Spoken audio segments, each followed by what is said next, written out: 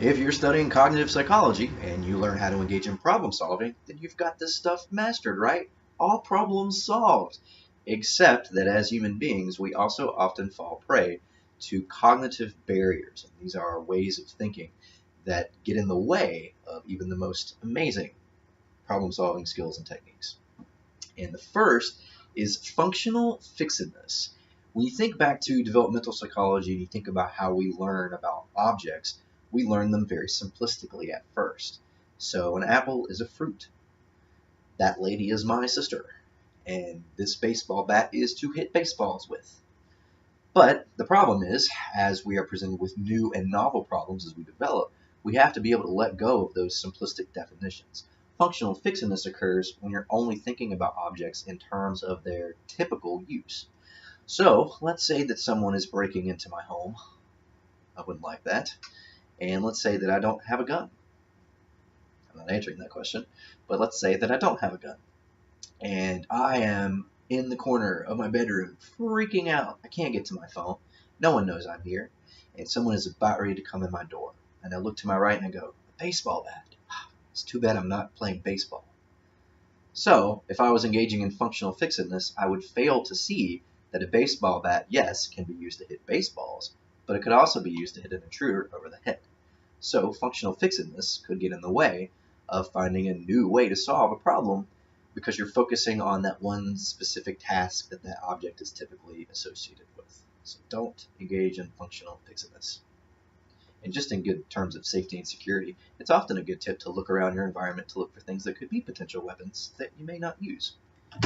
Like a phone.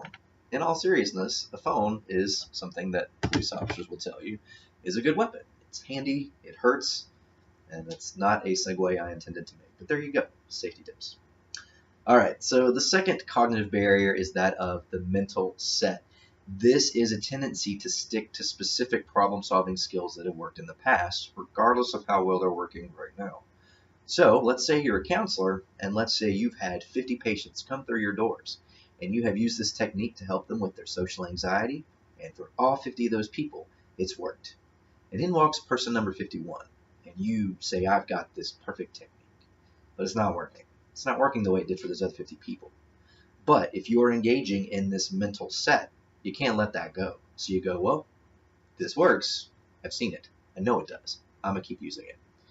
Whereas if you let go of that mental set, you might recognize this person may be different from all those other 50 people, and you may have to approach this problem in a new way.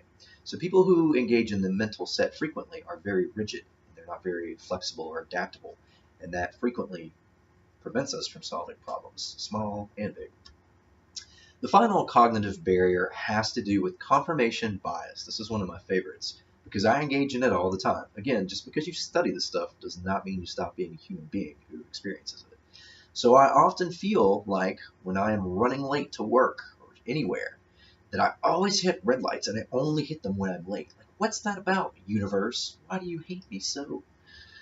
What I'm doing is I'm only remembering those times when I do indeed get stopped by a red light. As I say that, I imagine that most of you are going, oh my God, that happens to me too. That's so crazy. And if we were all sitting in a room together, we'd all be thinking, wow, what an odd coincidence that we all always get stopped by red lights only when we're late. But that's not what is happening. What's happening is we're only noticing those events that back up that perspective, that frame of mind. It's just like when you're a teenager and you yell at your primary caregiver, you always are mean to me, or you always make me do this. It may not be true, but in the moment, it's very convenient for you to remember the experiences that back that up so you can make your case. Confirmation bias plays a lot into horoscopes and things like that. So if you're a Capricorn, I'm a Capricorn, and all my life I've been told that I would make great money financial decisions, which, by the way, is the typical Capricorn horoscope. It's very boring. I always hated it. But if that's what I'm always told, and I want that to be true, I will look for moments in my life where I made good financial decisions and forget about the ones when I didn't make good decisions, because that doesn't back up what I already think. So you have to be very careful of confirmation bias. It is such a powerful cognitive barrier to learning. When someone is trying to break down a stereotype, or when someone is trying to solve a problem, if you just go, nope, I have experiences, and my experiences tell me that's not true, you may be engaging in this confirmation bias, and it can be a huge problem. So make sure you are familiar with all three of these cognitive barriers and the problems they can present: functional fixedness, the mental set, and confirmation bias.